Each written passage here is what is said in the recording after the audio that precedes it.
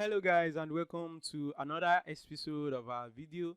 So in this video we are going to talk about WhatsApp messages, which is automatically synchronized text or pictures or videos, audios or PDF directly from WhatsApp. You can have a copy of everything here on WhatsApp. So they have a database where it saves all the stuff.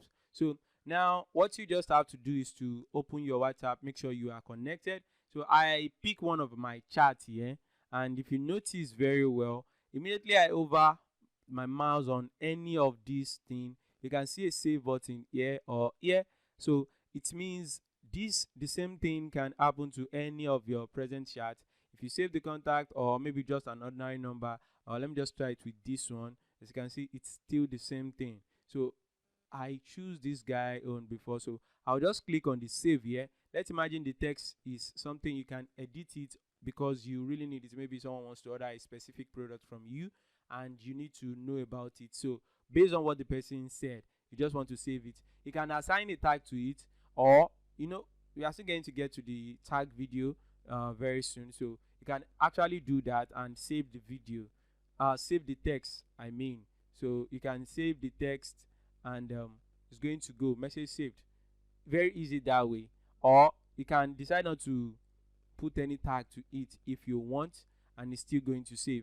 So if I go back to my text here and click on the messages under text area, you're going to see that all the text that I saved just now are there. So this is the first one that I save automatically, and this is the one I add a tag to, and this is the one I did later.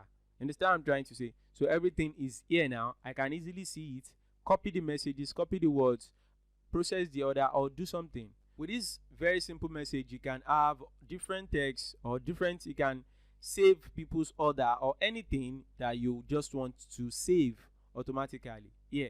So that's that on the messaging function of the WhatsApp. So you can do the same thing for pictures, videos, and audio or PDF.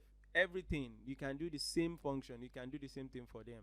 Save it that way. It's going to show up here. Then you can come back here on the platform to use it, or to use it to do one or two things.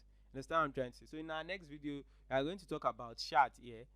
This chat function, we are going to see how it can help us to get to use many functions of WhatsApp.